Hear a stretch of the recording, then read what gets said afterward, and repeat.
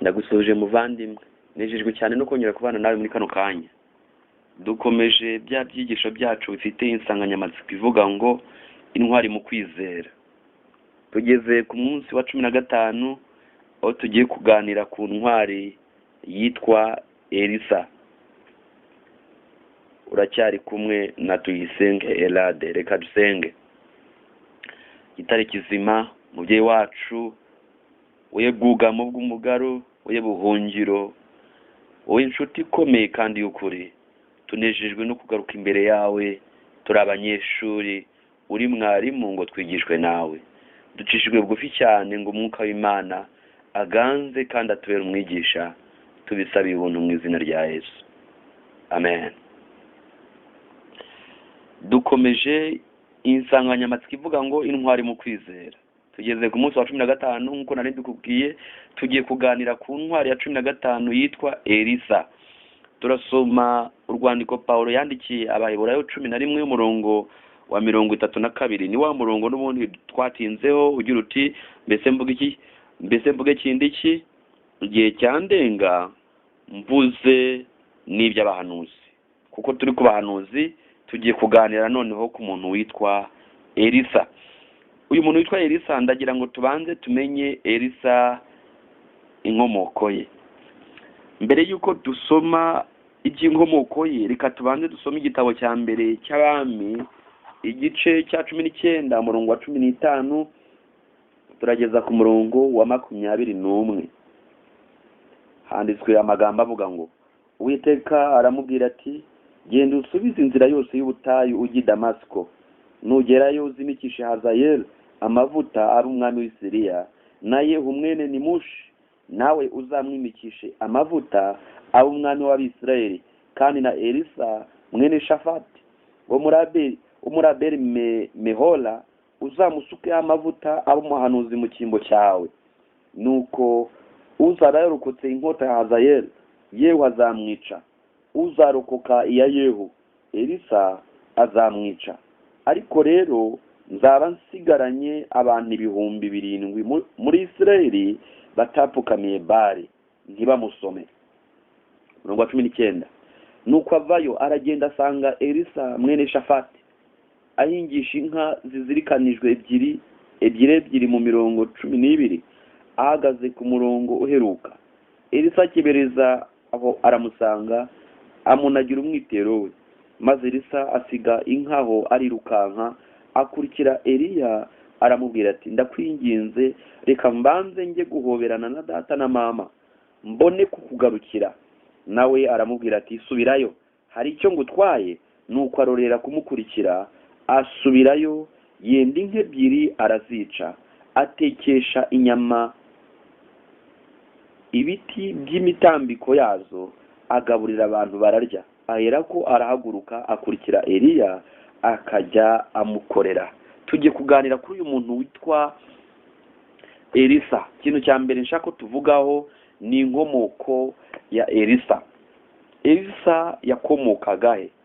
Igitabo cy'Abahanuzi n'Abami page 114 handitswe amagambo ku gika cya 2 avuga ngo se wa Elisa yari umuhinzi mworozi w'umukungu. Ubwo tugitangira, uyu Elisa yari umuntu ukomoka mu muryango wa gikungu. Umuryango we wabazwaga mu miryango itarigeze ipfukamira Bali mu gihe cy'ubuhakanyi bwasaga n'ubwabaye gikwira. Umuryango wabo wari ahantu Imana yubahirwaga, kandi kubahiriza ukwizera kwa Isirayeli ya kera nibyo byagengaga imibereho yabo ya buri munsi. Imyaka y'ubuto bwa Elisa yayimaze mu muryango umeze utyo, muri ubwo buzima bw'icyaro butuje, aho yigishirizwaga n'Imana ndetse n'ibyaremwe, kandi agatozwa ikinyabupfura no kugira imirimo y'ingirakamaro akora.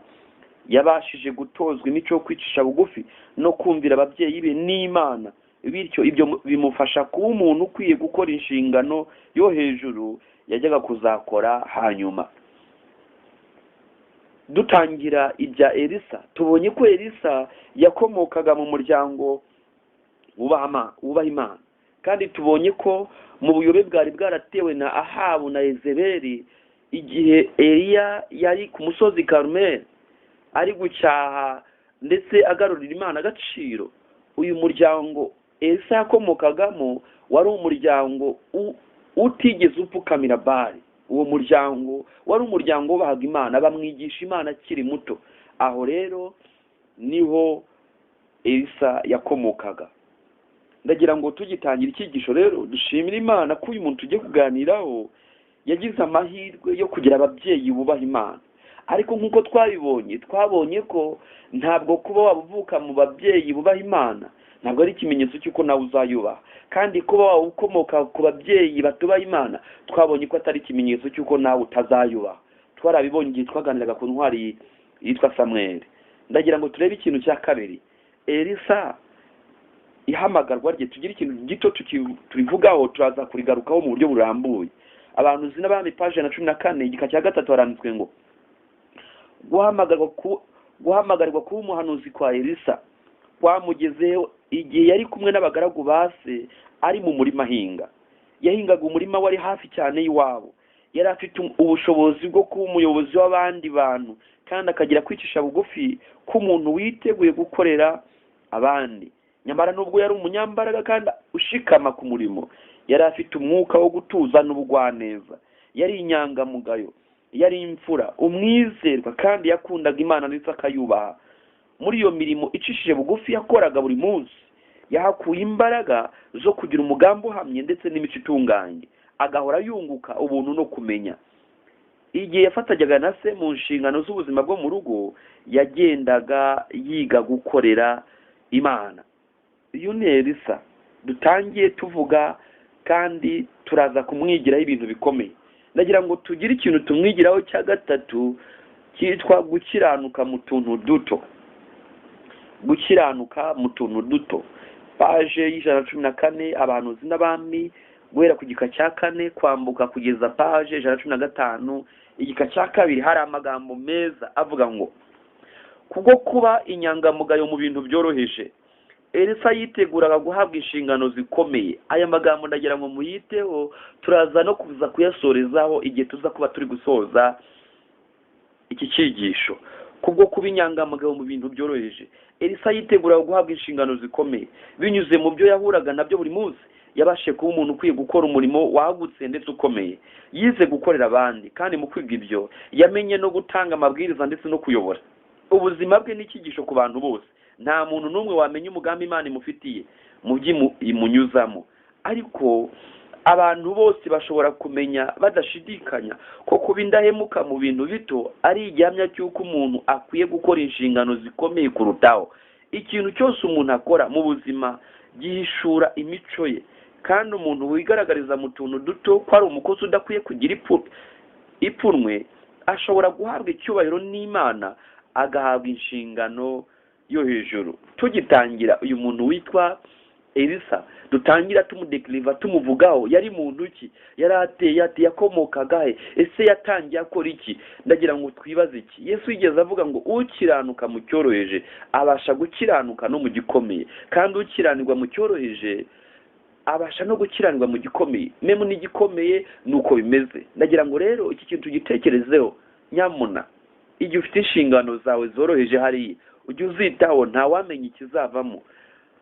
Umuntu wibwira ko gukora inshingano nto ntacyo bimaze aba yigaragaje ubwe ko adakwiye gukora mu mwanya uruseho w'icyubahiro. Ibi turabyumva neza igihe dutekereza ku bagaragu bahawe itarano. Umwe yahawe 10, undi 5, undi gutyo, undi 1, wahawe 5, wahawe 10, aragenda arazigenza, arazicuruza, nuko ku musozo aza kumurika inyungu zazo. Ndagira ngo twibaze, umugaragu wahawe itarano imwe yaragiye arayitabika. Ayitabitse mu gutanga raporo yagaragaje yuko ari umukozi w'imburamumaro. Ikibazo ntabwo cyari gishingiye ku mubare w'itarano umuntu yahawe, abo cyari gishingiye ku buryo yakoresheje itarano yahawe. Kuko watanze itarano yaravuze ngo yahaye buri wese akurikije ubushobozi afite. Buvandimwe, ndagira ngo wige gukorera Imana ukoresheje ubushobozi bwawe au maximum, ubukoreshe bwose uko bwakabaye. Ntabwo nimvuga gukorera Imana iki kintu cyumve neza. Niba hari inshingano ufite, haba niba uri mwarimu, niba ukora muri leta, niba ari n'ahandi hantu ukora, kora ibishoboka byose ku buryo ukora ukaba indashyikirwa mu byo ukora byose. uko witwara muri ibyo biraza kugukarifiya, biraza kugushyira mu gika cyo kuba wahabwa izindi nshingano zikomeye. Bavandimwe, umuntu wibwira ko gukora inshingano ntacyo bimaze aba yigaragaje ubwe ko adakwiye gukora mu mwanya uruseho w'icyubahiro. Ashobora kwitekereza ko yujuje ibyangombwa rwose byo gukora inshingano zagutse, ariko Imana yo ireba kure birenze ibigaragara inyuma. Nyuma yo kugenzurwa no kugeragezwa, bene uwo muntu yandikirwa uru rwandiko ngo wapimwe mu gipimo usangwa udashyitse. Ndagira ngo iki kintu mu cyumve. Igihe umuntu agaragaje yuko niba ari umuntu ukora akazi ko mu rugo bikagaragara yuko atagakoze neza, none si ubwo kuko azahinduka umukoresha? Oya, mbere yuko uba umukoresha ukeneye kubanza gukiranuka mu nshingano zo kuba umukoreshwa.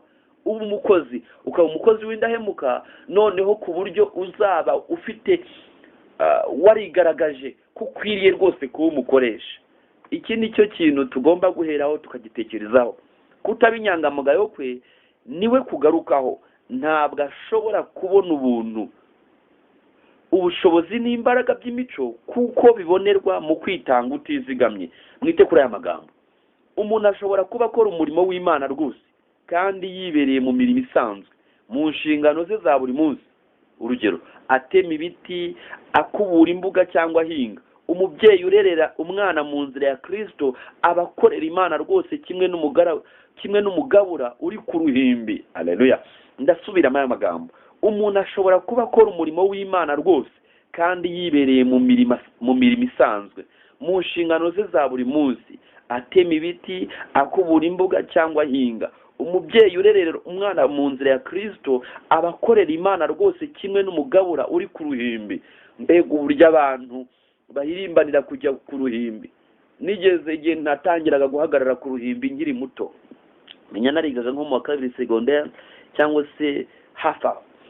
Umuntu umwe yigeze ansanga arambwira ati ariko Yerade, kuko nagutanze kubatizwa none ntanze kubwiriza. Abantu bafite umururumba wo kujya ku ruhimbi. Ariko ndagira ngo igihe tugiye kwigira ku muntu witwa Elisa, tuyigira ikintu gikomeye. Niba uri umuganga, niba uri umuhinzi, niba uri umwubatsi, niba uri umukozi wo mu rugo, akazi waba ukora uko kaba kameze kose, ndagira ngo wite ku kugakora ukiranutse kandi ugakore neza, uharanire ubudasa no kuba indashyikirwa mu byo ukora. Kuko inyandiko iratubwiye ngo ushobora kuba uri gukorera Imana utabizi, bona n'ubwo waba uri ku ruhimbi. Dukwiye buri wese kuba ari umukozi utiganda. Umuyobozi wacu w'igihugu yigeze avuga ijambo rikomeye, aravuga ati rega nanjye ndi umukozi w'Imana. Igihe yabwiraga abayobozi, numva yari inama yari yabereye ahari mu Bugesera niba nibuka neza, abwira abayobozi ati kandi nimuzajya mu ijuru. Basa n'abaseka, arabwira ati nyamara nanjye ndi umukozi w'Imana. Nibyo, ntabwo yabishye, ni umukozi w'Imana. Utazigera ugira n'umururumba wo kujya gukora inshingano zo kuba umuyobozi w'igihugu. Iriya ni inshingano Imana itoranyiriza umuntu wayo wihariye. Ubwo nshaka kukubwira iki? Mu nshingano yawe yihariye uko yaba imeze kose, ibi yoroheje ibikomeye, igikora ukiranutse, uri kwitegurira kuba umuntu ukomeye. Uyu Elisa ndi kubabwira ntabwo yatangiranye no kuba umuntu ukaze, yatangiranye no kuba umuntu woroheje, agenda pole pole, gahoro gahoro, biza kurangira abaye umuntu ukomeye. Igihe rero urangwa no kudeha, ukorera ijisho, ugakora nabi, umenye ko uri kwihamagarira amaherezo mabi. Uba indahemuka ku nshingano yawe yoroheje, bizagutegurira kuba indahemuka no ku nshingano ikomeye. Ikindi kintu cya gatatu twigiraga kuri Elisa ni ugukiranuka mu tuntu duto. Icya kane twigira ku muntu witwa Elisa, ikigeragezo cyo kwizera kuri Elisa. Turasoma igitabo cya mbere cy'Abami igice cya 19 umurongo wa 19 gukomeza. Nuko avayo aragenda asanga Eliya mwene Shafati ahingisha inka zizirikanije ebyiri mu mirongo 12, ahagaze ku murongo uheruka. Eliya akibereza aho aramusanga, amunagira umwitero we, maze Elisa asiga inkaho arirukanka akurikira Eliya, aramubwira ati ndakwinginze reka mbanze njye guhoberana na data na mama mbone kugukurikira. Nawe aramubwira ati subirayo, hari icyo ngutwaye. ndagira ngo twite cyane kuri iki nuko arorera kumukurikira asubirayo yenda inka ebyiri arazica atekesha inyama ibiti by'imitambiko yazo agaburira abantu bararya ahera ko arahaguruka akurikira Eliya akajya amukorera. Ndifuza ko mwanyemerera tukigira kuri aya magambo ikigeragezo cyo kwizera ku muntu witwa Elisa. Mwumve abantu zina bami page ya 15 haranditswe ngo ubwo Eliya yayoborwaga n'Imana gushaka umusimbura yanyuze ku murima Elisa yahingagamo maze aramusanga anaga umwitero we ku ntugu z'uwo musore. Mu gihe cy'amapfa umuryango wa Shafati so Elisa wari uzi neza umurimo n'inshingano bya Eliya, maze noneho umwuka w'Imana yumvisha umutima wa Elisa icyo gikorwa cy'umuhanuzi gisobanuye. Kuri Elisa yumvise ko iki ari ikimenyetso cy'uko Imana imuhamagariye gusimbura Eliya. Reka twumve. Maze Elisa asiga inkaho arirukanka kurikira Eliya nk'uko twabisomye.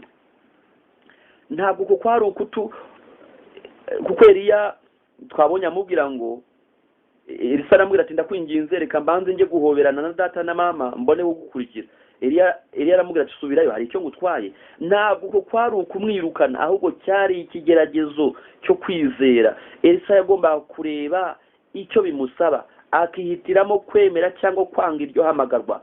Ibyifuzo bye byomatana n'umuryango we n'ibyifuzo awufitemo n'ibyiza awufitemo. Yari afite umudendezo wo kwigumira iwabo. Nyamara Elisa yasobanukiwe neza ikiryo hamagarwa risobanuye. Yari azi neza ko iryo hamagara riturutse ku Mana, bityo ntiyashidikanya kuryumvira. Nta nyungu n'imwe y'ibyisi yajyaga kumutera kwanga amahirwe yo kuba intumwa y'Imana cyangwa ngo acikwe n'amahirwe yo kwifatanya n'umugaragu w'Imana. Nta gushidikanya yahise asiga umuryango yari akunzwemo cyane ajya gufasha umuhanuzi mu buzima yabagamo atarazi aho bwerekeza. Uyu ni Elisa watsinze ikigeragezo cyo kwizera. Iki ni ikintu gikomeye. Reka mwumve.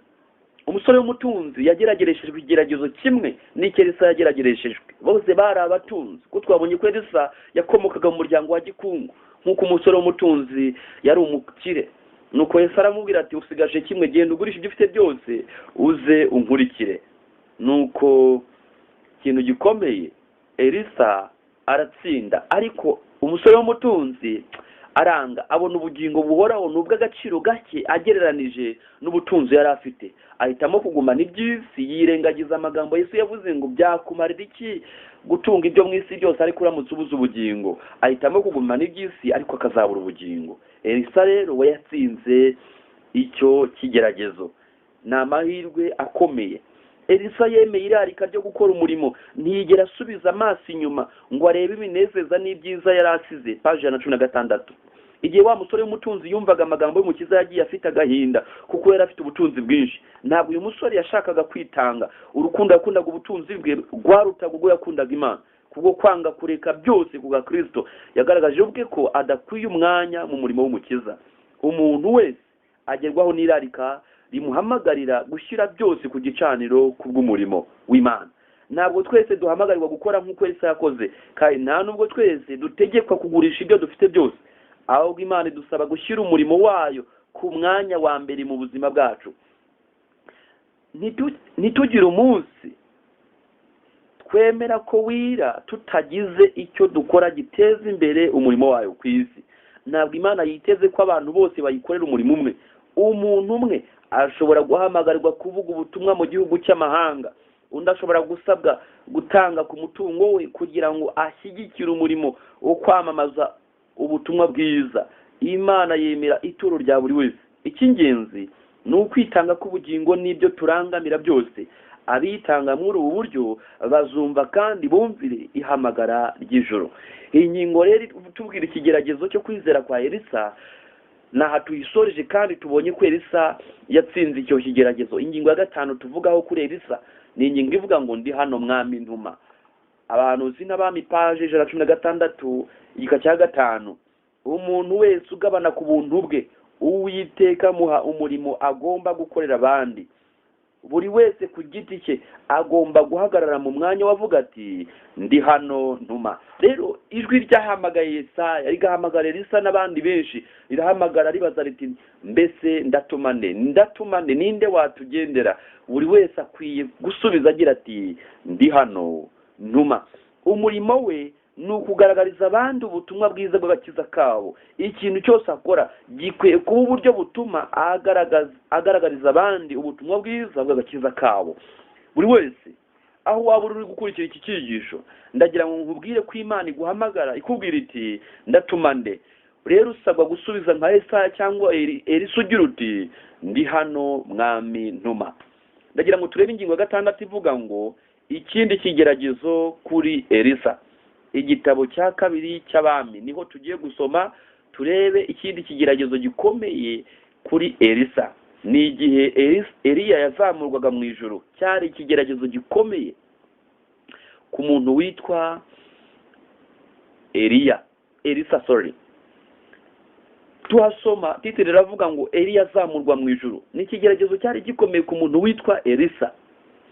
Nuko Eliya abwira Elisa ati sigara hano, Imana irantumye, intumye Beteli. Sigara hano, Imana intumye aha, intumye Yeriko, intumye aha. Maze Eliya akomeza kubibwira Elisa. Elisa aramubwira ati ndakurahiye sinsigara.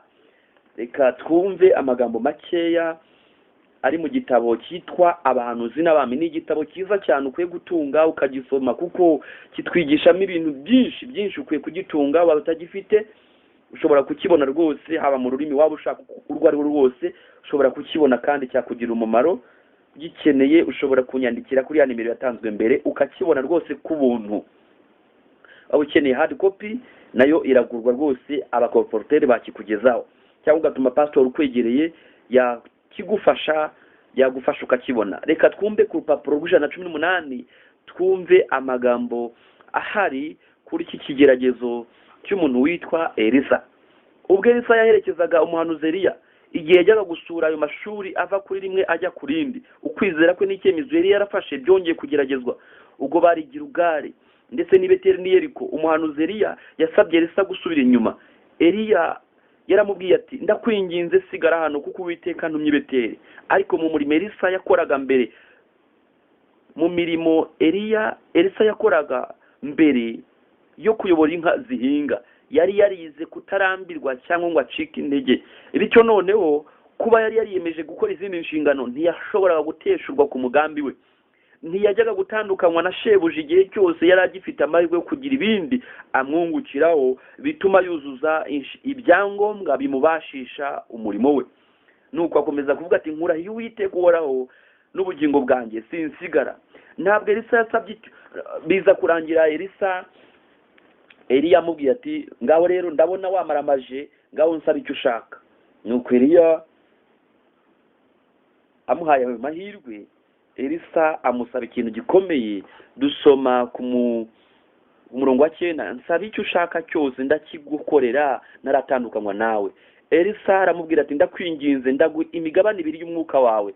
Eliya aramusubiza ati uransaba ikintu kiruhije, icyo akora numbona nkigukurwaho birakubera bityo, ariko nutambona siko biri bube. Dusoma Abahanuzi n'Abami page 18 ngo ntabwo Elisa yasabye icyubahiro cy'isi cyangwa ngo asabe umwanya wo hejuru mu bakomeye bo ku isi. Icyo yifuje cyane cyari urugero runini rwa mwuka Imana yarasesekaje ku wari ugiye kubahishwa kujyanwa mu ijuru. Elisa yarazi kuretse mwuka w'Imana wenyine nta kintu cyajyaga kumubashisha kuba umuntu ukwiye gukora mu mwanya Imana yari yamuhamagariye kuzuza muri Isirayeli. Niko gusaba ati ndakwinginze ndaga imigabane 2 y'umwuka wawe. Ndagira ngo abantu bitwa abakorera Imana bose bigire kuri Elisa ikintu gikomeye. Ntabwo amashuri ari azatuma ukorera Imana inshingano yaguhamagariye, ntabwo ubwenge, ntabwo analyse, ntabwo logique, ntabwo bwa bwenge wigiye mu ishuri, ntabwo ubutunzi n'ibindi ari byo bizatuma ukora uyu murimo, ahubwo umwuka w'Imana niwe uzatuma uyu murimo ukorwa neza. Vanimwe umuntu witwa Melody Mason yavuze ikintu gikomeye, yaravuze ngo iyo dukoze turakora nyine, ngo ariko iyo dusenze Imana irakora. Haleluya. Iki ni ikintu gikomeye dukwiye kucyitaho. N'amagambo nakunze cyane Melody Mason yanditse mu gitabo cyitwa gutinyuka gusaba ibirenze. Ayo magambo yaranejeje cyane. Ni amagambo gutinyuka gusaba ibirenze volume ya mbere page 78 igika cya 5 haranditswe ngo isengesho si umugabane umwe w'umurimo ahubwo niwo murimo ukomeye kuruta iyindi yose. Iyo turi gukora turakora nyine, ariko iyo dusenze Imana irakora. Haleluya. Igihe kirageze ngo abantu bibuke ko tugomba gusenga kandi Imana igakora. Hari ibintu bitatu rero umuntu akwiye kwitaho nakunze cyane kugira ngo ibi bintu byemere, kugira ngo umuntu akorane n'Imana byemere. Eliya yarabizirikanye, Elisa nawe arabizirikana. Hari ibintu bitatu nakunze byakunze gukoreshwa cyane muri Jia. Icyambere cyitwa Richap ni isano y'umuntu n'Imana. Niba wifuza kugira success mu murimo ukorera Imana, kandi niba wifuza kugira agaciro imbere y'Imana, niba wifuza kuba uri umuntu Imana yishimira, iki kintu cyiteho Richap. Ugomba guharanira kugera isano yawe n'Imana igahora ishyitse. Iyi ni Richap. Ugasabana n'Imana, umusabano wawe n'Imana, urwego ruguhuza n'Imana rugahora rwa rundi Yakobo yabonye. Ukamenya ko Imana yifuza ko ruhoraho, isano yawe n'Imana igasugira, igasagamba. Icya kabiri Richin ni isano y'umuntu nabo basengana. Iyi ni iby'ukuri ukwiye kugira n'isano nabo musengana. Icya gatatu reach out cyangwa se reach close ni isano y'umuntu na society cyangwa se n'abandi bantu. Ukwiye kumenya ko niba wagiranye isano n'Imana ugomba witugirana isano nabo musengana, tena ugahita ugirana isano nabo hanze. Kubera icyo ugomba isano tugirana n'Imana ari ugomba kubanza. Ndamwibuka Mose igihe yaramaze kubonana n'Imana nibwo yahitaga aza kubonana n'abantu. Baramubonaga umucyo akwiye ku Mana akawumurikishiriza abandi. Iyo dusomye muri Matayo 5 amagambo atubwira ngo muri umucyo w'isi, nuko tugomba kubanza kubona umucyo tukura ku Mana, tukabona tukawumurikishiriza abo dusengana, kisha tukawumurikishiriza abandi. Rero niba utitaye kuri Richap ngo ugirane isano n'Imana, ntabwo Richin izigera ikunda. Isano ugirana n'abo musengana ntizakunda, n'isano ugirana n'abandi bo hanze ntizemera. Rero ibanga ni ugusenga, ibanga ni ukwakira umwuka w'Imana nk'uko Elisa ari we yasabye. Nicyo kintu yari akeneye, kuko ntabwo amafaranga ariyo yari kumufasha kugira kuri success mu byo yaragiye gukora. Yari akeneye umwuka w'Imana. Icyo nicyo dukeneye aka kanya. Ndagira ngo nongere gukundisha ingingo. Igihe Yesu yaragiye gutandukanywa n'abantu, Yohana 16, ntabwo yababwiye ngo nzaboherereza amafaranga, ntabwo yababwiye ngo nzaboherereza visa zibajyana muri Amerika, ntabwo yababwiye ngo nzaboherereza imodoka muzajya mugendamo, ahubwo yarababwiye ngo nzaboherereza undi mufasha wo kubana nabo ari wo mwuka w'ukuri, nzaboherereza umwuka wera. Nukubera iki? Yarazi yuko uwo ni uzatuma tubasha kubaho muri ubuzima dukiranuka, kandi akaba ari nawe uzadufasha tukabasha kubona ubugingo buhoraho. Yamubuzeho muri Yohana 16:8 ngo ubwo azaza azatsinda abisabemeza iby'icyaha, kandi ngo azabayobora mu kuri kose. Uwo niwo dukeneye. Ndabibutsa ko uwamutanze ku munsi wa Pentecote yiteguye kumuguha n'aka kanya. Icyitonderwa, igihe mwuka w'Imana yatangwaga kuri Pentecote ntabwo yigeze asubira mu ijuru. N'uyu munsi ari ku isi. Uzabimenya neza usomye mu Byahishuwe 3:20 ngo dore mpagaze ku rugi ndakomanga, umuntu niyumva ijwi ryanjye agakingura nzinjire dusange. Uwo ni mwuka kuri Pentecote ukenewe gufungurirwa ngo yakirwe mu mutima. Hari imvura y'umuhindo hakaba n'imvura y'itumba. Rero ibyo byose bikwiye gukoreka mu mutima. Imvura y'umuhindo igahindura imibereho, imvura y'itumba igatuma umuntu yemera kuba igiharamagara, akitegura no kuba yajya mu rupfu ahamya Imana. Muvandimwe, icyo nicyo kintu Elisa yasabye. None se ubwo si ryo sengesho ryawe aka kanya? Nawe ndagira ngo umfashe dusabe Imana ati Mwami ndakwinginze ndaga ku mwuka wawe. Haleluya. Imana yiteguye kubikora, kandi numenya ko umukeneye iramuguha rwose. Ikintu cya karindwi twigira kuri Elisa ni Elisa umusimbura wa Eliya. Iyo dusomye mu gitabo cya kabiri cy'Abami igice cya 2:11 kugera 15 twabona uko byagenze. Ariko twasoma ku murongo wa 15 hari amagambo ahari.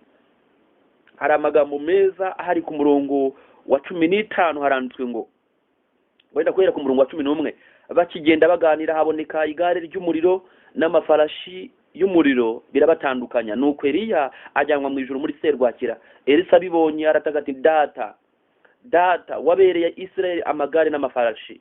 Nuko ntiyongera kumubona ukundi, maze afata umwambaro we awutanyaguramo kabiri, atoragura n'umwitero Eliya yarataye asubirayo. Ageze ku nkombe ya Yorodani arahagarara, yenda wa mwitero Eliya ataye awukubita amazi, aravuga ati Uwiteka Imana ya Eliya irihe? Amaze gukubita amazi yigabanyamo kabiri, amwe ajya ukwayo ayandi ukwayo. Elisa ahera ko arambuka, maze babana b'abahanuzi b'i Yeriko bari bamwitegeye bamubonye baravuga bati umwuka wa Eliya ari muri Elisa. Nuko wenda tugarukira ahangaha, nuko Eliya asimburwa na Elisa. Imana yacu ihabwa icyubahiro. Ikintu cya munani tuvuga ni Elisa ahumanura amazi. Igitabo cya kabiri, Elisa tayari yatangiye gukora umurimo, yawutangiye. Tubona igitabo cya kabiri cy'Abami igice cya kabiri kuri uyu murongo wa 19 kugeza 22, titiri iravuga ngo Elisa ahumanura amazi. Elisa atangira gukora umurimo, arawukora. Nuko ajya aho hantu ahumanura amazi. Ikintu cya 9, ubwo kubera ko ntafite umwanya munini ntabwo ndi bujye muri detail ikintu cyose, ko buri kintu cyose nikigisha ubwacyo. Muranyemerera ndagenda barangira, muzagenda mwisomera hari, kuko tudafite umwanya uhagije, kuko buri kintu cyose nikigisho cyacyo. Nkaha Elisa ahumanura amazi, hari amagambo meza akomeye kuva ku murongo wa 19 kugeza kuri uyu murongo wa 22. Nikigisho gikomeye, ariko mwahasoma ikintu cya 10 twigira kuri ikintu cya 9 twigira ku muntu witwa Elisa. Elisa avuma abantu. Igitabo cya kabiri cy'Abami igice cya kabiri umurongo wa 23 kugeza 24. Reka ariko wenda aho masome, kuko hari ikintu nshaka kuhavuga. 23 aravuga ngo ubwo n'igihe yari amaze guhumanura amazi, aranditswe ngo ubukeye abaji Beteli akiri mu nzira azamuka, haza abahungu bavuye mu mudugudu baramuseka, baramubwira bati zamuka wa munyaruhara we, zamuka wa munyaruhara we. 24 arakebuka arabareba, abavuma mu izina ry'Uwiteka. Nuko haza idubu ebyiri z'ingore zivuye mu ishyamba, zitemagura abahungu 42 bo muri bo. Bavandimwe, ikintu gikomeye cyane mpamvu nifuje kuvugaho gato kuri iyi ngingo. Nagira ngo twibuke gato umuntu witwa Elisa yari yarimikishijwe amavuta. Twagihereyeho mu gitabo cya mbere cy'Abami 19 umurongo wa 15 kugeza 18. Twari twabivuzeho yuko umuntu witwa Elisa yari yarimikishijwe amavuta. Nuko bari abantu bano bahungu baramuvuma. Byagenze bitara abavuma, baravumitse ntibavumitse, baravumitse. Nagira ngo iki kintu tukitondere. Niba umuntu yarimikishijwe amavuta ugenda gakeya. Ndamwibuka Sawuli yagenzaga Dawidi ngo amwice. Nuko Dawidi amenya ko Sawuli amugenza, yamushakishije kenshi ashaka kumwica. Dawidi aza kugira amahirwe yo kumubona. Nuko igihe yarabonye uburyo, abantu baramubwira ati mwica, Imana iguhaye amahirwe.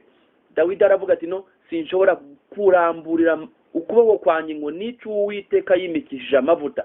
Icyo cyari ikintu gikomeye. Dawidi yazirikanye uko kwera ko kwimikishwa amavuta. Iki ni ikintu gikomeye. Ndibuka umusaza umwe wari ufite inshingano zera, umuntu wabinganirizaga, yarantangaje. Yarambwiye ati uwo musaza yakundaga Imana cyane, ni umusaza mubabayeho mu minsi ishize. Nuko igihe kimwe ubwo yarimo yigendera, abantu baraza, umuntu umwe niba nibuka neza amukubita urushyi n'ibindi byinshi. Nuko umusaza bibonye agira agahinda kenshi arituriza. Nuko aramubwira ati wa mwana we, nta kindi kintu nkubwiye. Arapfukama hasi aravuga ati nkureze mu ijuru. Ntabwo umusaza yari afite uburyo kurwana nawe, ahubwo aravuga ati nkureze mu ijuru. Ibyakurikiyeho biteye ubwoba. Nyuma y'iminsi 3 wa musore yahise apfa. Bavandimwe, Elisa avumwa n'abahungu. Elisa ahita abavumye baravumika. Ndagira ngo nongere nisabira abantu barambizweho ibiganza, nyamuna ujye wirinda kuvuga amagambo ubonye yo kuvuma abantu, kuko abantu baravumika. Nyamuna ujye uvuga amagambo yo guhesha abandi umugisha. Habubwo umuntu abivuga yikinira bigasohora ku muntu. Ni ikitonderwa. Umuntu umwe yigeze akubita mugenzi we, yarakubise umuntu w'umupastoro. Nuko umupastoro yari kumwe na mugenzi we aramubwira ati wanyemerera nkamuvuma. Umupastoro nubwo yarakubiswe aravuga ati oya uyu muvuma. wimuvuma rwose, yari azi neza ko umuvuma ushobora kumufata. Rero bavandimwe, twitondere cyane umuntu ukora inshingano zera, haba ubwo yakuvuma bikagukoraho, ariko abantu bakora inshingano zera ndabinginga mwirinde cyane kuvuga amagambo mabi muyaturira kubo mubwira ko ku bantu bose, kuko bishobora kubaho, kuko mfite ingero nyinshi ntavuga muri aka kanya. Cyo nari nifuje kukivugaho kugira ngo abantu bakiteho. Reka wenda mvuge page igitabo cy'abahanuzi n'abami, urupapuro rw'123 igika cya mbere, hari amagambo akomeye nifuza kukubwira kuri iyi ngingo. Igika cya 3, sorry. Iyo Elisa yemera ko, urumva twari dusomye bamukwena bamuvuma, reka twumve. Iyo Elisa yemera ko uko gukwenwa kubaho ni kwitabweho, yajyaga gukomeza gusuzugurwa kandi akajya cyocyorwa n'abantu, bityo umurimo wo kwigisha no gukiza yakoraga mu gihe cy'akaga gakomeye igihugu cyarimo ntiwajyaga kugera ku ntego yawo. Iki gikorwa kimwe cyo guhana gukomeye cyane gihagije kugira ngo gitume yubahwa mu buzima bwe bwose. Yamaze imyaka 50 yinjira kandi asohoka mu marembo y'Ibeteri, kandi akagendagenda hose mu gihugu, ava mu mujyi umwe ajya mu wundi, agaca mu mbaga y'abasore b'inkorabusa, abanyangeso mbi kandi basayisha mu bibi, ariko nta n'umwe wamukwenaga cyangwa ngo apfobye umurimo we nk'umuhanuzi wishobora byose. Ubwo rero uyu Elisa, wenda ndaje nongere ngira icyo muvuga, ariko iyo abirebera bakamuvuma gutya akigendera, yari kubahuye n'ingorane, agaca intege umurimo we wari ugitangira. Rero arabavuma baravumika. Nari mvuze kuri iyi ngingo, nyamuna uritondere abantu b'Imana. Imana yimikisha amavuta nubwo yaba ari umunyantege nke. Bibiliya irambwira ngo mwubaha ababayobora, ngo atarabeza gusa, ngo ahubwo n'ibigoryi. Kubera iki? Urebe Dawidi uburyo yubashye Sawuli kandi yari ikigoryi rwose, aramwubaha kuko yimikishijwe amavuta. Ndagira ngo mvuge ikintu cya 10, mbabwire itandukaniro ry'umurimo wa Elisa na Eliya. Barahamagaye ariko bose bafite itandukaniro. Igitabo cy'abahanuzi n'abami page 123 igika cya mbere haranditswe ngo umurimo umuhanuzi Elisa yakoze hari ingingo zimwe na zimwe wari utandukaniyeho cyane n'uwa Eliya. Eliya yari yarahawe ubutumwa bwo guca iteka n'urubanza. Ijwi rye ryumvikanishaga amagambo yo gucyaha ntabwo bafite, ahamagarira umwami na rubanda guhindukira bakava mu nzira zabo mbi. Nyamara umurimo wa Elisa wari uw'amahoro cyane. Umurimo we wari uwo kubaka no gukomeza umurimo Eliya yari yaratangiye, akigisha abantu inzira y'Uwiteka. Ibyanditswe bigaragaza ko yaje maze ubwe akajya yibanira n'abantu, akajya akikizwa n'abana b'abahanuzi, kandi kubw'ibitangaza n'umurimo yakoraga akazana gukira no kwishima.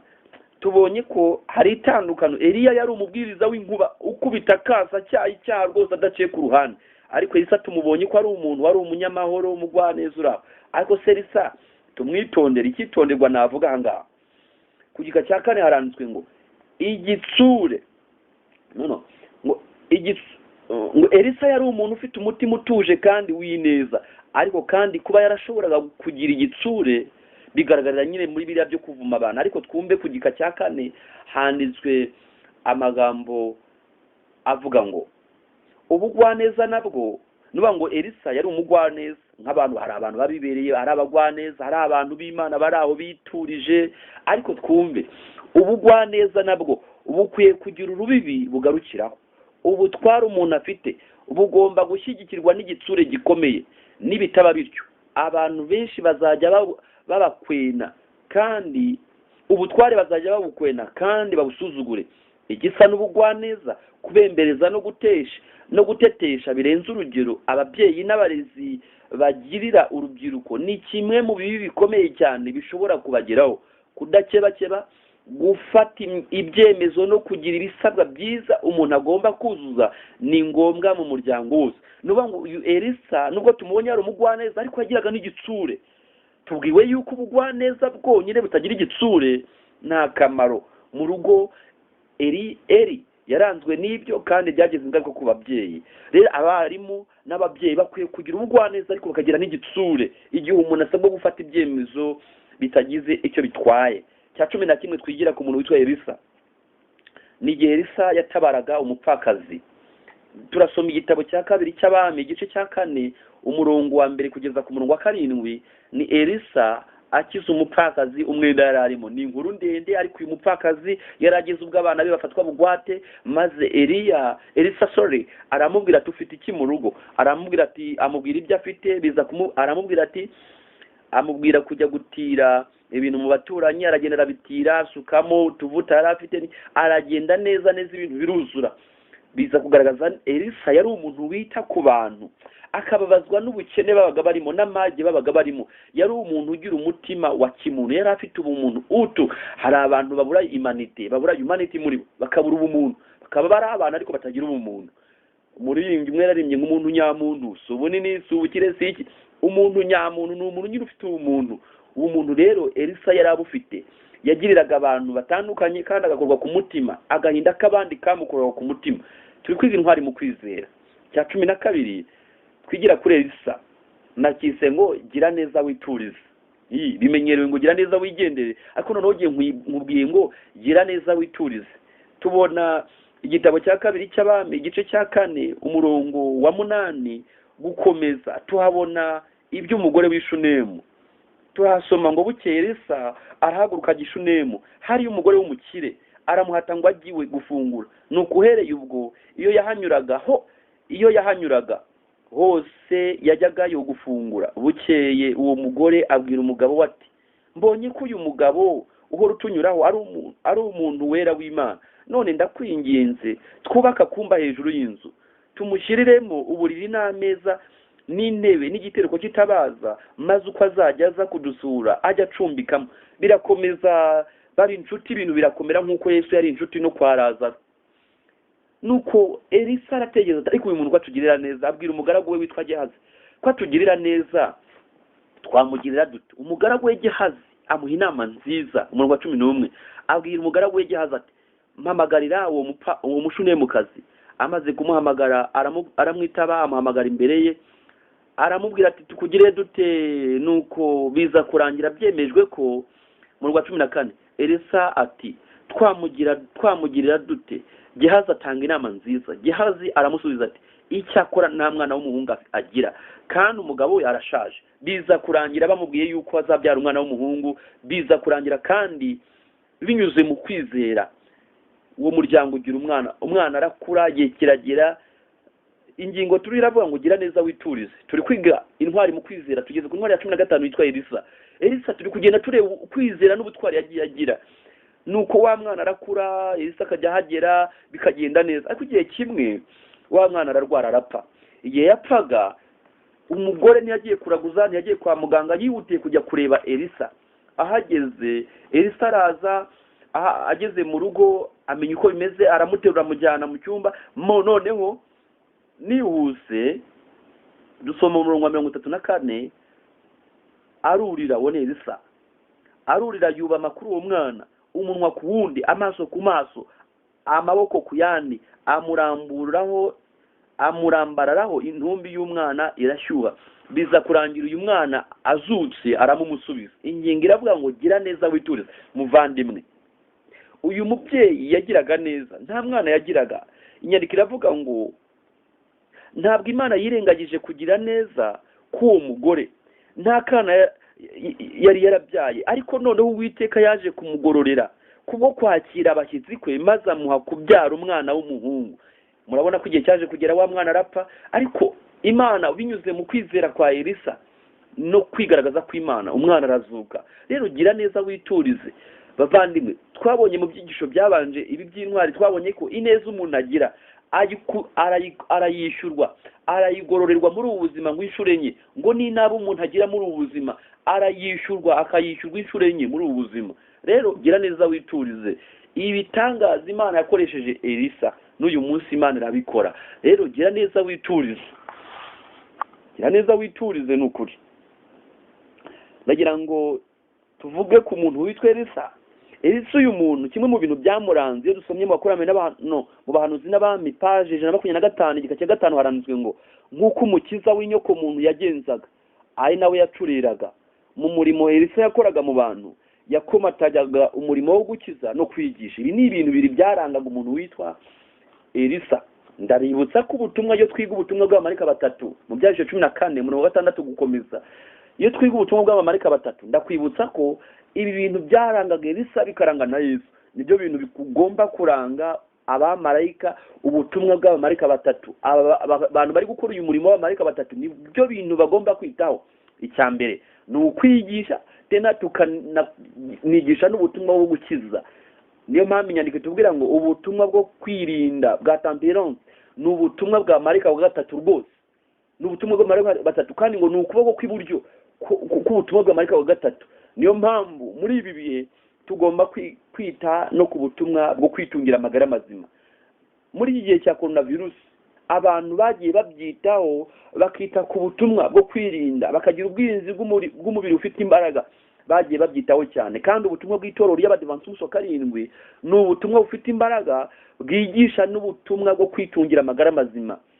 ndongera nsaba abantu bite cyane ku gitabo cyitwa inama ku mirire ushobora kuba utagifite ni igitabo cyiza cyane kirimo inama nyinshi cancer on diet and food nubango ni igitabo kirimo inama nyinshi ushobora kuba utagifite ni ukuri ndongera ngo usabe icyo gitabo nkurarikiye kukigira kuko umurimo wa Elisa wo gukiza no kwigisha ni umurimo ugomba gukorwa no muri iki gihe giheruka ushobora kuba ugikeneye utagifite ndagusaba unyandikire kuri telefone yanjye ya WhatsApp 0788 cyangwa se igihe uza kubukurikira icyigisho kuri YouTube iki cyigisho igihe uza kuza kuba uri kugikurikira ushobora no kubyandika muri comment kuri YouTube kuri channel yanjye n'ubundi amazina nuko nitwa Nitwisenge Elad maze noneho nkakugezaho icyo gitabo cyangwa se ushobora no kuba wanyandikira kuri Facebook ko naho icyigisho kirahanyura amazina n'ubundi nkoresha nayo ukanyandikira nabwo nkakikohereza kuri Messenger nkakikohereza kuri WhatsApp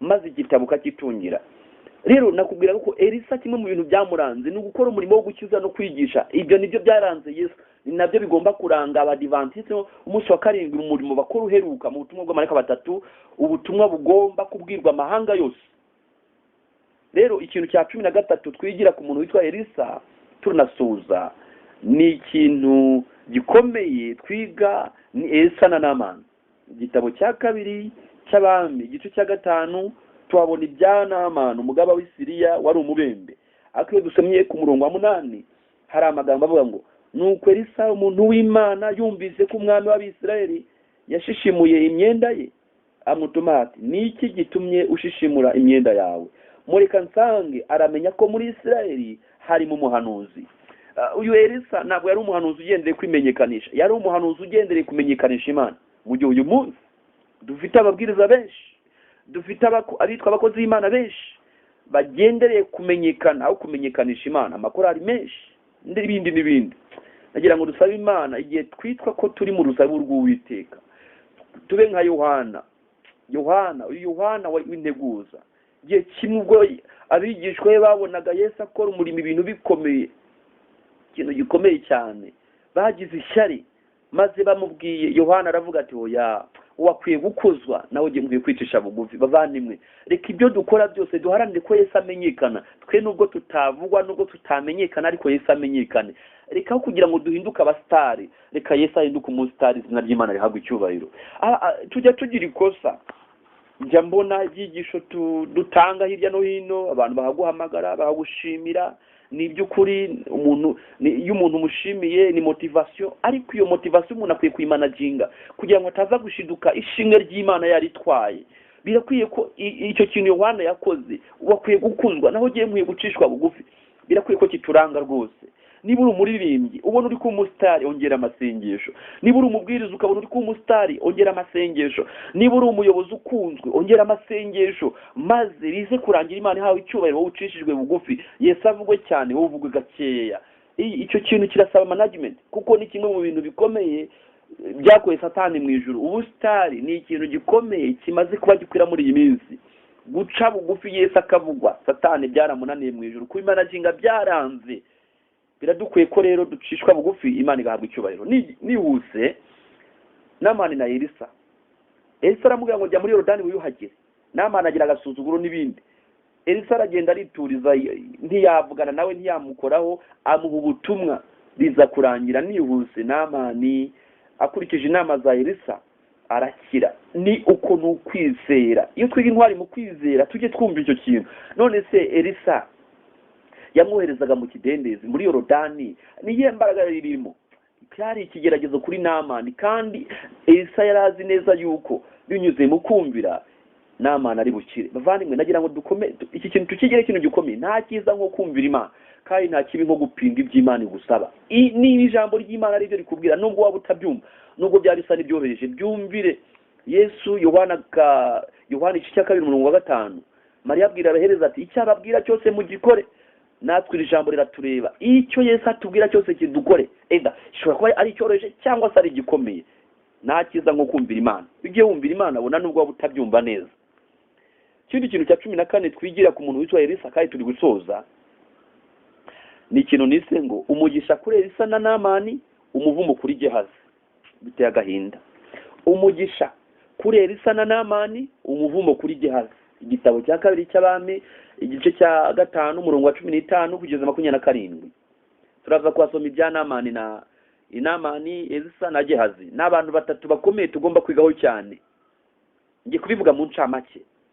Namani amaze kuva muri Yorodani, amaze gukira, araza abwira umuntu witwa Elisa, aravuga ati noneho menye ko nta yindi mana iriho mu isi yose keretse muri Isirayeli. None ndakwinginze endi ngororano y'umugaragu wawe. Elisa umurongo wa 16 aramusubiza ati nkurahiye Uwiteka uhoraho unkorera, nta kintu cyose ndi bwakire. Impamvu ni iyihe? Iby'agakiza n'ubuntu ntabwo ari ntibigurwa ifeza. Namani yari yamaze kwakira Imana ya Isirayeli, agendere yemera kuyiyoboka, ahitamo kuyemera no kuyumvira. Ikintu gikomeye cyane kukubwira. Elisa arareba aravuga ati no, nindamuka nemeye ibi bintu, aragira ngo akishijwe ku mpamvu z'uko yampaye ibintu. Reka mwereke ko Imana ikiza idaciye amafaranga. Igihe kiragezeho abantu muri iyi minsi bari gukora, bari kwemera ibiguzi bya Namani. Ndakwibutsa ko Imana iby'Imana n'ubuntu ntibigurwa.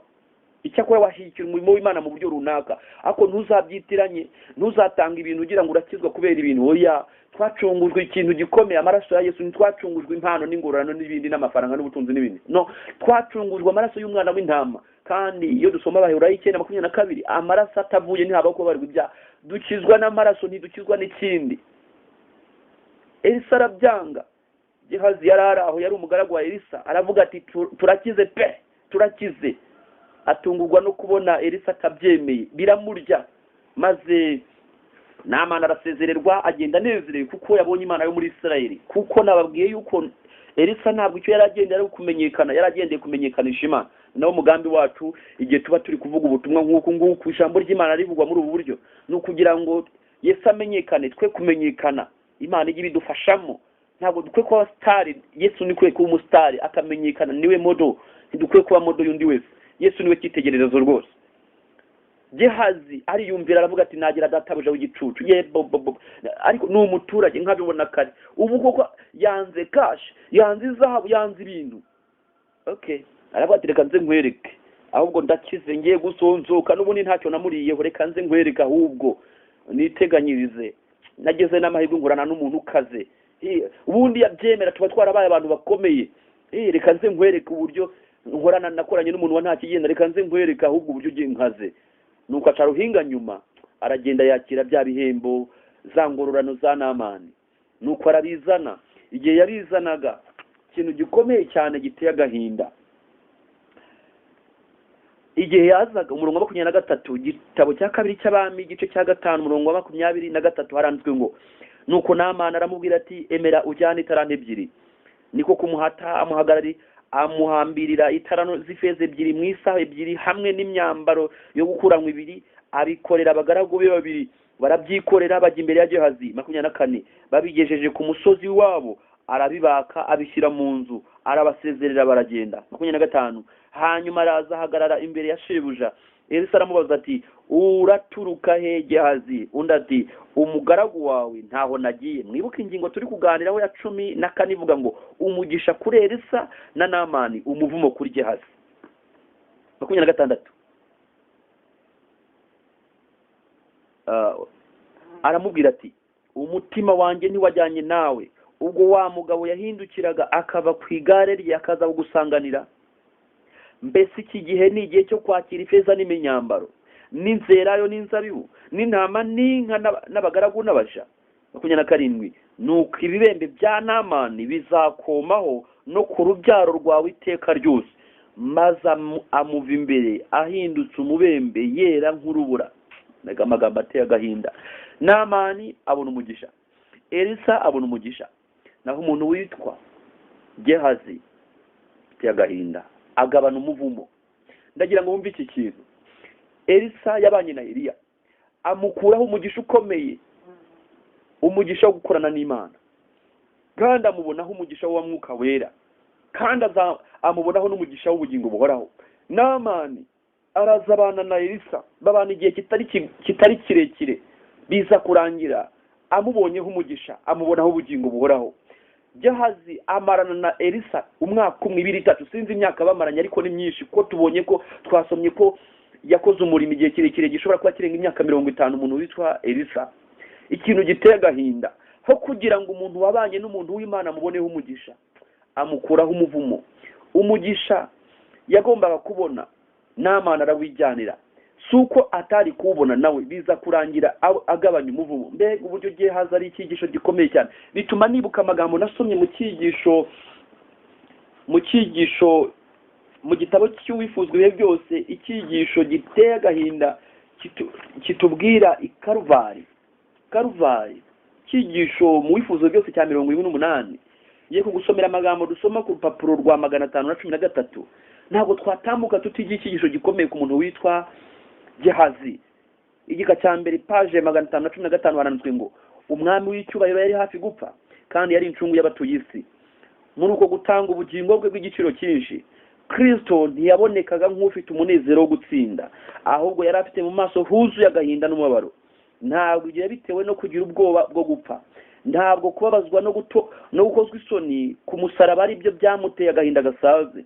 Kristo yari umutware w'abashavura, ariko kubabazwa kwe yabitewe n'ububi bw'icyaha, kandi no kumenya ko umuntu yamaze kwigaragura mu kibi. Ndasubiramo, Kristo yari umutware w'abashavura, ariko kubabazwa kwe yabitewe n'ububi bw'icyaha, kandi no kumenya ko umuntu yamaze kwigaragura mu kibi, kugeza ubwo atakibabazwa cyangwa ngo yite ku bubi bwacyo. Kristo yabonye uburyo icyaha cyamaze kwizingira mu mutima w'umuntu, abona kandi ko ari abantu bake cyane bifuza gutandukana n'icyaha. Yarazi neza ko abantu baramutse batabonye ubufasha buva ku Mana bazarimbuka bose. Yabonye kandi ko abantu batabarika bapfira mu cyaha, nyamara bahagaze hafi cyane y'ubufasha butagira akagero bw'Imana. Ndasubiramo iyi nteruro. Yabonye kandi ko abantu batabarika bapfira mu cyaha, nyamara bahagaze hafi cyane y'ubufasha butagira akagero bw'Imana. Ndagira ngo nkubwire amagambo ateye ubwoba. Your proximity to divinity is not a guarantee to eternity. Ndagira ngo ubyumve. Kwegerana cyane n'iby'ijuru kwawe, kuba uri hafi y'iby'ijuru, uri hafi ya Bibiliya, uri hafi y'itorero ry'Imana, uri hafi y'abantu b'Imana, kuba wegeranye n'iby'Imana cyane, uri ku kigega cy'imiti, ntabwo bigutuma uzagira amahirwe yo kubaho iteka ryose. Your proximity to divinity is not a guarantee to eternity. Icyo kintu ndagira ngo ukiteho muvandimwe. Kwegerana, kuba your closeness, kuba wegeranye cyane n'iby'ijuru, wegeranye cyane n'ubumana, wegeranye cyane n'aho iby'Imana bivugirwa, wegeranye cyane n'abantu b'Imana, ntabwo bikugira umuntu w'Imana, nta nubwo biguha amahirwe yo kuzaba ho iteka ryose ubanye n'Imana. Oya, hari benshi babaye hafi y'Imana bararimbuka. Ndakwibutsa Gehazi yabanye na Elisa, yari umuntu w'Imana. Namani yaraje amusanga habona Imana. Ndakwibutsa umuntu witwa Yuda yabanye na Yesu yajyaga amuha extra sermons, yajyaga amuha ibibwirizwa byihariye birenze by'inyongera, birenze kubyo yabaga yahaye abandi. Ariko kuba yari yegeranye cyane n'Umukiza ntibyatumye atarimbuka. Ndagira ngo nawe nkwibutse ku butunzi ibitabo byinshi mu rugo iwawe, ntabwo biguha ubwishingizi bwo kuzabona agakiza no kuzabona ubugingo buhoraho. Kubana n'umuntu w'Imana ntabwo byakubuza kuba mukaroti ukarimbukira mu kibaya, ukaba inkingi y'umunyu, kuko mukaroti yabanaga na Loti, yari yarabanye na Aburahamu, yabanye n'iby'Imana, yari umukozi w'Imana uri hafi. Your proximity to divinity is not a guarantee to eternity. Iki kintu cyumve muvandimwe. Kuba utunze ibitabo byinshi, kuba ubasha kwagisensinga YouTube ukabona ibyigisho bitandukanye by'ababwiriza batandukanye, ntabwo ari garanti yuko rwose uzabona ubugingo buhoraho. Biragusaba kubyitwaramo neza, kuko Yuda Yesu yaramwigishije bihagije kugeza no ku isaha ya nyuma aramubwira ngo uwo duhuriza ikiganza ku meza niwe uri bungambanire, uwo ndi ufata inogo nkayimuhereza niwe uri bungambanire. Ariko Yesu yari yamwigishije cyari icyigisho cya nyuma, biza kurangira amuhereje inogo kandi banahurizaho, biza kurangira Yuda atakiriye agakiza. Yari hafi y'umukiza apfana indwara y'icyaha kandi yari hafi y'umuganga w'icyaha. Vandimwe, icyigisho dusorejeho, ingingo dusoreje umugisha kuri Elisa na Namani ariko umuvumo kuri Gehazi. Muvandimwe, ndagusabira cyane Imana izakurinda utazaba Gehazi, ibere Namani, ibere Elisa, ibere Eliya, ibere uyu muntu intwari mu kwizera. Ndagira ngo nkubwire, Yesu yigeze atanga urugero rukomeye. Muri Israeli hari ababembe benshi ariko nta mubembe n'umwe wigeze ukira uretse Namani w'Isiriya. Muri Israeli hari abapfakazi benshi ariko Eliya yagiye gucumbika ku mukecuru Sarefati. Kubera iki? Birashoboka yuko amahirwe wagize y'iby'Imana byakwegereye ashobora kuzaguca mu mwanya w'intoki. Ibitabo byinshi wagiye usoma, wagiye ugura cyangwa se wanze no kugura, magambo ashobora kuba ateye ubwoba. Hashobora kuzaboneka umurongo muremure w'abantu batonze umurongo bajya Gehinomu, bikoreye urutonde rurerure rw'ibitabo cyangwa se urutonde rurerure rw'ibyigisho bakurikiye YouTube cyangwa se bakurikiye ababwiriza batandukanye. Bavandimwe, dukeneye kureka kuba abafana ahubwo tugahinduka abantu b'Imana. Gehazi bigaragara ko yari umufana wa Elisa ariko ntabwo yahindutse mu mutima. Ndasaba Imana ngo Imana ikurinde kuba umufana w'umubwiriza runaka, ikurinde kuba umufana w'igitabo runaka, uhinduke umuntu w'Imana, uhinduke mu mutima, bimenyekane mu ijuru babimenye, aho kugira ngo uzarimbukire hafi y'agakiza. Ubwo nakubwiraga uburyo umuntu ashobora kuba hafi y'agakiza akarimbukira hafi y'agakiza. Nakubwiraga ayo magambo ngo kuba uri hafi y'iby'Imana ntabwo ari garanti yuko uzabana na Yesu iteka ryose. Oya rwose. Cya 15 dusoza rero, nagira ngo dusoze nkubwira amaso yo kwizera ya Elisa. Igitabo cya 2 cy'Abami igice cya 6 umurongo wa 15 kugeza ku murongo wa 17, amaso yo kwizera ya Elisa. Haranditswe ngo 15, maze umugaragu w'uwo muntu w'Imana azindutse kare mu gitondo arasohoka abona ingabo n'amafarashi n'amagare bigusuye umudugudu. Umugaragu abwira shebuja ati, biracitse databuja, turagira dute? Murongo wa 16 aramusubiza ati, witinya kuko abo turi kumwe ari benshi kuruta abari kumwe nabo. 17, nuko Elisa arasenga ati, Uwiteka ndakwinginze muhumura amaso arebe. Nuko Uwiteka ahumura amaso y'uwo musore arareba, abona umusozi wuzuye amafarashi n'amagare by'umuriro bigose Elisa. Haleluya. Amaso yo kwizera y'umuntu witwa Elisa. Uyu Elisa yari umuntu uzirikana yuko Imana ibana nawe, ikararana nawe. Donc yarazi yuko Imana ari omnipresent, yarazi ko Imana omnipresence y'Imana, kuba Imana ibera hose icyarimwe. Ibyo bintu yarabizi kandi Elisa yarazi ko akorana n'Imana. Kandi Yesu wavuze ngo ndi kumwe namwe kugeza ku mperuka y'isi, yazirikanaga yuko n'Imana iri kumwe nawe rwose. Mbega kwizera gukome, mbega amaso yo kwizera, mbega uburyo dukwiye gusaba Imana ikaduhumura amaso. Erega n'ubundi abanyarabuduru cyangwa dufite ikibazo ku maso. Niyo mpamvu umuti twahawe mu byashu igice cya 3 tubwirwa ngo ndakugira inama ngureho umuti wo gusiga ku maso. Kandi icyo nta kindi, Elisa yari yarahumuwe ayo maso kuko niwo muti n'ubundi yatse. Yarasabye ngo umva, mu mugabane imigabane ibiri y'umwuka wawe, dukeneye umwuka wera kugira ngo duhumuke amaso, tumenye yuko tugenda mu nzira abamarayika b'Imana bari kumwe natwe, turyamye mu nzu tumenye yuko abamarayika b'Imana baducungira umutekano, tumenye yuko igihe turi kurya abamarayika b'Imana bari kudufasha kugira ngo turye neza bitatuniga, tukamenya yuko ubuzima bwacu buri segonda yose igizwe n'uburinzi bw'Imana. Haleluya. Ibyo byatuma abantu baduhagurukiye, byatuma bya bibazo bitwugarije, bya bibazo bidukomereye, byatuma tumenya yuko mu ijuru hari Imana itwitaho. Haleluya. Hari marayika murinzi, hari abamarayika b'Imana baturindira umutekano isaha ku yindi. Twamenya yuko turi abantu bakomeye, twamenya ko turinzwe bikomeye, turengeje bodyguard abayobozi b'ibihugu. Iyo umuntu rero yiyemeje kujya mu murimo w'Imana, bwo ye baba we umva abafite uburinzi budasanzwe. Ngo umuntu agiye rero agiye gusura bizera cyangwa se agiye gusura abantu. Naho nsoma amagambo yanteye ubwoba mu gitabo kimwe, munyemerere sinari nayateguye ariko ndumva nshobora kuyabona hafi nkayasoma mwumva uburyo hari uburinzi budasanzwe twasezeraniwe mwabavandimwe.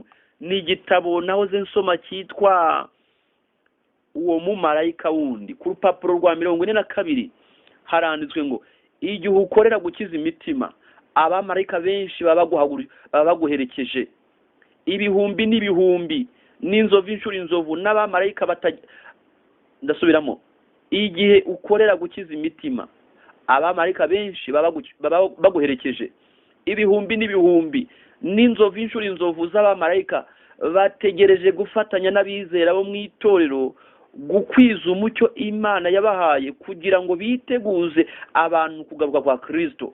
Abakorera umurimo bashinzwe kugira ngo abandi babone ibyiza bafatanya n'ingabo zo mu ijuru. Abamarayika b'umucyo n'imbaraga bahora hafi, babarinda, babahumuriza, babavura, babayobora kandi babongera n'imbaraga. Inyigisho z'ikirenga, umuco w'indakemwa n'umurimo uruta iyindi yose umuntu uri ku isi ashobora gukora ni ibyabo. Ndasubiramo aho natangiriye. Igihe ukorera gukiza imitima, abamarayika benshi baba baguherekeje, ibihumbi n'ibihumbi n'inzovu inshuro inzovu z'abamarayika bategereje gufatanya n'abizera bo mu itorero gukwiza umucyo Imana yabahaye kugira ngo biteguze abantu kugaruka kwa Kristo. Aya magambo ndayagutuye. Buriya ntabwo turi twenyine muri uyu murimo. None ni gute wajya kubwiriza ibintu by'inyamaswa ukahava amahoro bakwica? Ariko ntabwo bagukoraho. Hari abamarayika b'Imana bagukikije, bagucungiye umutekano. Icyakora Imana igihe kigiye kugera yemere yuko inkozi z'ibibi zidukoraho. Ariko icyo gihe kitaragera, igihe cyawe ubwo kitaragera, uracyarindiwe mu bubasha bw'Imana. Amaso rero yo kwizera Elisa ni amaso umuntu wese akwiye kugira. Dukeneye kumenya ko turinzwe, turarinzwe kuruta White House ya Leta Zunze Ubumwe za Amerika, Donald Trump cyangwa se n'abandi ba Obama n'abandi bigeze bakandagiramo. Turinzwe n'abamarayika b'Imana. Ukaba rero uri umukozi w'Imana kandi ukaba uri umurinzi w'ibyera. Mbega uburinzi budasanzwe bukuriho. Ni amahirwe kuba mu murimo w'Imana, ni amahirwe kwemera gukikizwa n'izi ngabo z'ijuru. Turarinzwe bitangaje. Mbese wizeye ibyo? Ndasaba Imana ngo yahumuye amaso umugaragu wa Elisa, natwe yaduhumure tubashe kubona uburyo turinzwe bitangaje. Nongeye kubitekereza neza ejo bundi ubwo nari mvuye gusura abizera ahantu nitaga ko ari kure, nkava bwije. Igihe nari ndi kugenda mu nzira numvaga nafite ubwoba bwaho ndi bukandagire. Nongeye gutekereza ku burinzi bw'Imana. Ndavuga niko navuye kwiba, ko navuye kuraguza, ko navuye gusambana, ntabwo bamfite. Nubwo ahantu ngiye kunyura hari abagizi ba nabi, ntabwo bamfite, kuko niringiye ubushobozi bw'Imana, niringiye abamarayika b'Imana ko bandinze. Ndashimira Imana ko yabanye nanjye.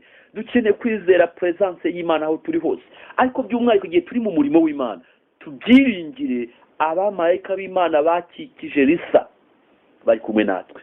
Cya 16 Elisa na Yehowasi. Yewe cyari cyigisho kindi gikomeye, ariko munyemerere nshaka ukuntu mbihina dusoze. Uyu muntu witwa Yehowasi, icya kabiri cy'Abami igice cya 13 umurongo wa 14 kugeza ku murongo wa 19.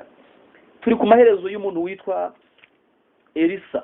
Igihe yari yenda gupfa, hari ikintu gikomeye. Reka nsome umurongo wa 14 ngeze 19 mwumve. Kandi Yehowasi akiri ku ngoma ye, Elisa afatwa n'indwara ariyo yamwishe. Yehowasi umwami w'Abisirayeli aramanuka ajya ahari, aramuririra aravuga ati, yebaba data we, ko wari amagare n'abanyamafarashi ba Isirayeli. Elisa aramubwira ati, enda umuheto n'imyambi. Nuko arayenda, abwira umwami w'Abisirayeli ati, fata umuheto wo mu kuboko. Fata umuheto mu kuboko. Awufata mu kuboko. Elisa ashyira ibiganza bye mu by'umwami.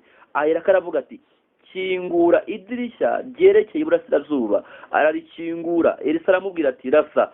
Ararasa. Aravuga ati, ni umwambi w'Uwiteka kunesha, ni wo mwambi wo kunesha Isiriya, kuko uzatsinda Abasiriya muri Afeka kugeza aho uzabatsembera. 18 aramubwira ati, enda imyambi. Arayenda, abwira umwami w'Abisirayeli ati, yikubite hasi. Ayikubita hasi gatatarekeraho.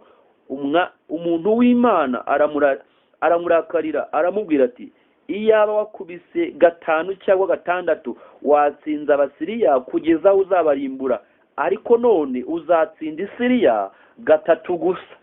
Mbega ikintu cyanteye ubwoba. ubu ni mu mahenuka y'umuntu witwa Elisa. Ameze nk'umuntu uri kuraga, afata umuntu witwa Yehowasi, ni umwami, nuko amubwira ikintu gikomeye. Reka twumve icyo banditseho mu bahanuzi n'abami paje 135 igika cya mbere kugeza ku cya kabiri haranditswe ngo iki ni icyigisho ku bantu bose bari mu myanya y'ubuyobozi. Igihe Imana ikinguye inzira kugira ngo umurimo runaka ukorwe kandi igatanga icyizere cyo gutsinda, umuntu uba watoranyijwe ngo akoreshwe agomba gukora mu bushobozi bwe bwose ngo umusaruro wasezeranywe ugerweho. Intsinzi izatangwa izaba ihwanye n'ubwuzu no kwihangana umurimo wakoranywe. Imana ishobora gukorera ubwoko bwayo ibitangaza igihe gusa bakoze uruhare rwabo badacogora. Umurimo wayo iwuhamagaramo abantu bitanga, abantu bagira ubutwari, abantu bakunda abandi cyane kandi bagira umuhati udacogora. Bene abo bakozi ntibazabona ko hari inshingano ikomeye kandi iruhije, ntibazabona ko hari umugambi w'ahazaza udashoboka. Bazakomeza gukora bashiritse ubwoba kugeza ubwo ibyagaragara ko byatera gutsindwa bihindurwamo intsinzi itangaje. Haba inkuta za gereza cyangwa imbago zo gutoterezwaho ntibizigera bibatera guteshuka ku mugambi wabo wo gukorana n'Imana mu kubaka ubwami bwayo. Mbega ikintu gikomeye cyane! Iki ni icyigisho gikomeye cyane, mbega amagambo akomeye. Bavandimwe, igihe Imana ikinguye inzira fatiraho. Elisa aramubwira ati gukubise gatatu uzatsinda gatatu gusa. Bavandimwe, reka mu kwizera dukomeze turase kugira ngo gutsinda kwacu gushyirweho ikimenyetso cy'ijuru. Reka dushake uko dusoza, ariko ikigaragara dukeneye gukorana n'Imana, kandi ubushobozi bwose Imana yaduhaye tukabukoresha au maximum, tukabukoresha ku rwego rwo hejuru, bukagira imbaraga cyane. Cya 17 dusoza kugira ngo tugere ku cya 18 dusoza ni iherezo rya Elisa. Igitabo cya kabiri cy'abami igice cya 13 umurongo wa 20 haranzwe ngo bukeye Elisa arapfa, baramuhamba. Undi mwaka utashye ibitero by'abamowabu bitera icyo gihugu.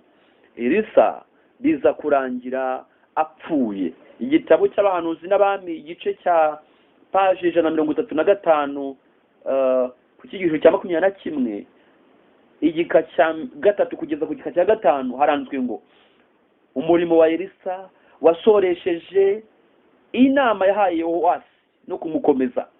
Ubu mwuka wari waravuye kuri Eliya yari yarajeho ku rugero rwuzuye, yakomeje kuba indahemuka kugeza ku iherezo. Ntabwo Elisa yigeze acogora, ntabwo kandi yigeze areka kwiringira ububasha bw'ishobora byose. Igihe cyose y'inzira yabaga iri imbere ye yasaga n'ifunzwe rwose, yakomeza kujya mbere kubwo kwizera, kandi Imana yagiye yihesha icyubahiro kandi igakingura inzira imbere ye. Nkunze ijambo rivuze ngo yakomeje kuba indahemuka kugeza ku iherezo. Ndibuka umuyobozi umwe ntazibagirwa yavuze ijambo rikomeye, ntabwo nzi niba abantu bararyitayeho, ariko yavuze yarimo avuga kuri uyu murimo. Aravuga ngo abantu bagize amaherezo meza muri uyu murimo, abantu bagize amasaziro meza muri uyu murimo, ni abantu babaye indahemuka muri uyu murimo. Ayo magambo narayakunze cyane. Gambirira kuba indahemuka mu tuntu duto, uba indahemuka mu bintu bikomeye, kandi ntuba indahemuka ari uko hari ibiryo, ntuba indahemuka ari uko ibintu bimeze neza, uba indahemuka mu bintu byose, kandi ntubikore umwaka umwe, ugambirire kubikora kugeza ku iherezo. Cyane ko Bibiliya iravuga mu Byashuwe 2 ngo umurongo wa 10 ngo ujye ukiranuka ugeze gupfa, nanjye nzaguha ikamba ry'ubugingo. Indirimbo ya 38 yiti unambe ku Mana ntuyimure, bona nuterwa n'impagarara. Reka twumve igihe dusoza icyigisho cyacu kitubwira intwari mu kwizera. Ntabwo Elisa yahawe gukurikira shebuja mu igare rya kumuriro. Uwiteka yemeye ko afatwa n'uburwayi bwamumazeho igihe kirekire, mu masaha maremare yo gucika intege kwa muntu no kubabara kwe. Ukwizera kwa Elisa kwakomeje komatana n'amasezerano y'Imana, kandi iteka ahamukikije yahabonaga intumwa ziturutse mu ijuru zije kumuhumuriza no kumukomeza.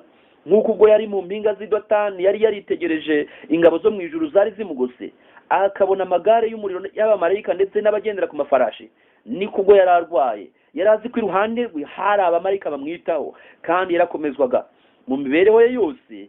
Yari yararanzwe no kwizera gukomeye, kandi kuko yari yaragiye atera imbere mu gusobanukirwa ubuntu bw'Imana n'ineza yayo yuje imbabazi, ukwizera kwe kwari kwarakuze kumutera kwiringira Imana ubudatezuka. Kandi igihe urupfu rwamugiraga amajanja yari yiteguye kuruhuka imiruho ye. Amen. Umva intwari mu kwizera. Iyo twiga intwari mu kwizera, ntabwo bari abantu badasanzwe, bari abantu barwara, bari abantu bahura n'ibitero nk'ibyo duhura nabyo, ariko babaye intwari mu kwizera, kandi Imana ishimwe abagundiriye kwizera baranesheje. Ni intwari nyine. Ndakwibutsa ko impamvu turi kwiga ibi by'intwari mu kwizera, kuko nabivuze mu cyigisho cya mbere cya Abeli, intwari ya mbere mu kwizera, nakubwiye yuko Imana irifuza ko haboneka intwari nshyashya.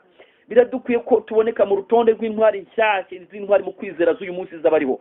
Birakwiye ko umuntu yaba n'intwari akiriho, ukaba intwari mu kwizera. Ndakwibutsa ko Yesu yavuze ngo mbese umwana w'umuntu naza azasanga kwizera kukiri mu isi. Ntiyavuze ngo azasanga amateraniro agikorwa, ntiyavuze ngo azasanga abantu bakiririmba. Oya, yaravuze ngo azasanga kwizera kukiri mu isi. Biradukwiye ko tuboneka mu rutonde rw'intwari z'uyu munsi, ariko mu kwizera. Iyo dusomye igika cya nyuma muri iyo page haravuga ngo urupfu rw'abakunzi be ni urw'igiciro cyinshi mu maso y'Uwiteka. Zaburi 116:15. Umukiranutsi afite ubuhungiro ndetse no mu rupfu rwe. Imigani 14:32. Elisa ashobora kuvugana ibyiringiro byose kimwe n'umuhimbyi wa Zaburi ati ariko Imana izacungura ubugingo bwanjye, ibukure mu kuboko kw'ikuzimu, kuko izanyibuka. Zaburi ya 49:15. Yashoboraga kandi guhamya afite ibyishimo byinshi agira ati ariko jye ubwanjye nzi yuko umucunguzi wanjye ariho, kandi amaherezo azahagarara mu isi. Yobu 19:25. Jyeweho nzareba mu maso hawe nkiranuka, mu ikanguka ryanjye nzahaga ishusho yawe. Zaburi ya 17:15. Uyu muntu twigaga witwa Elisa, ikintu cya 18 nashatse kuvuga ku muntu witwa Elisa nkagisorezaho ni intumbi ya Elisa. None ni iki nshaka kuvuga ku ntumbi ya Elisa? Icya kabiri cy'Abami igice cya 13 umurongo wa 21 haranditswe ngo ubukeye ubukeye hariho abajyaga guhamba umuntu, barabukwa igitero kimwe, bajugunya uwo muntu mu gituro cya Elisa. Nuko intumbi igwiriye amagufwa ya Elisa, ako kanya uwo muntu arazuka, arabaduka, arahagarara. Nimumbwire namwe intwari mu kwizera. Utekereza umuntu w'intwari kuva mu bwana kugeza mu busore, gukomeza mu busaza, kugeza mu rupfu, tena na nyuma yo gupfa amagufwa yagakora igitangaza. Umva ni igitangaza. Ndasaba Imana ikiza ngo igenderere ubugingo bwacu. Ni ukuri Imana yo mu ijuru itugirire neza. Igihe tugiye gusoma amagambo asoza twafataho nk'umwanzuro muri iki cyigisho cyacu, ni ukuri Imana idusure, idufashe. Ngiye gusomera amagambo asoza icyigisho cyacu twagira umwanzuro, igitabo cy'uburezi page 62. Ni ku cyigisho kivuga ngo imibereho y'abantu babaye ibirangirire. Elisa nawe ni included, arimwo mu babaye ibirangirire. Page 62 haranditswe ngo mu gusimbura Eliya hari hakenewe umuntu washoboraga kuzayobora Abisirayeli mu nzira nziza akoresheje kubaha amabwiriza adahubuka kandi abihanganira. Uko Elisa yatojwe akiri muto, yigishwa hakurikijwe amabwiriza y'Imana, byari byaramuteguriye kuzakora uyu murimo. Igika gisoza iyo page ya 62 haranditswe ngo aya mateka ni icyigisho ku bantu bose. Nta muntu n'umwe wamenya igishobora kuba umugambi w'Imana mu byimucishamo imwigisha. Ariko icyo twese dukwiye kumenya tudashidikanya nuko kuba umwizerwa mu tuntu duto ari ikimenyetso cyerekana ko umuntu yujuje ibyangombwa byo guhabwa n'inshingano zikomeye kurushaho. Icyo umuntu akora cyose mu buzima bwe kigaragaza imico ye, kandi ugaragariza mu nshingano nto ko ari umukozi udakwiye kugira ipfunwe. Imana izamubahisha imuha inshingano ziremereye kurutaho. Imana itugirire neza, Imana idusure, Imana idufashe. Ni ukuri mu gihe turi kwiga intwari mu kwizera, ndahendahenda Imana ngo ubwo twagiye turangwa wenda n'imibereho y'intege nke, ndasaba Imana ngo iduhe impano yo kwizera, iduhe impano yo gukunda Imana, iduhe impano ku buryo ubwo iherezo rizaba rigeze tuzaboneke mu mugabane w'abaneshi. Kandi ndagira ngo nsoze nkwibutsa, ntabwo tugifite igihe kirekire ku isi. Umukiza wacu ari hafi kugaruka. Ubwo ari hafi kugaruka tukaba turi kwigisha iby'intwari mu kwizera. Ndakurarikira kwifatanya nanjye ngo nkubwire ko hari amakuru amenywa n'abagenzi, kandi ayo makuru atume wifuza ko waba Elisa wa none. Indirimbo ya 4 ivuga ngo hari amakuru meza, ndayigutuye. itume twifuza guhagarara mu mugabane wacu turi nka Elisa cyangwa turi intwari mu kwizera za none zitsindishiriza Imana. Hari amakuru meza amenywa n'abagenzi bazerera kure y'iwabo kuba umukiza yenda kuza mu bwiza bwe kandi agiye kwima ingoma ye. Azaza, ndabizi azagaruka. Nuko azaza rwose azaza. Abagenzi bose barembye bazakira umukiza naza kwima.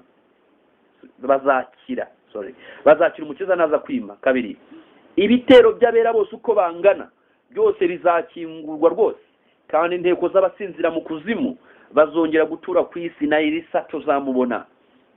Gatatu, nta kizadutanya muri iyo si nshya nziza. Tuzaririmba uko twakize, abacunguye bazaba bavuye hose baramya umwami wo mu ijuru. Cyanyuma, haleluya, amina, haleluya iteka. Nitwitonda tuzahatura. Bamaso nezerwa kandi ujye wiringira, maze uzambare ikamba ryiza. Mana yacu nziza, turagushimiye, izina ryawe rihimbazwe.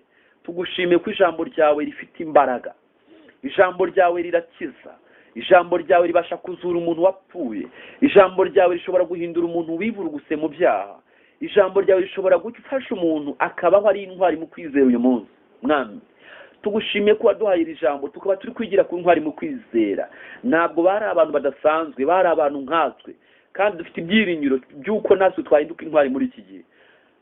Turaguhendahenze imibereho yacu yahashize, aho twaba twaraguhemukiye, haba mu byoroheje cyangwa mu bikomeye. Imbabazi zawe dufite icyizere cy'uko zihari. Utubabarire Mwami. Ndifuriza buri wese uzakurikira iki cyigisho ngo azanezezwe no kuba imbabazi zawe zanditswe imbere y'izina rye mu gitabo cyo mu ijuru.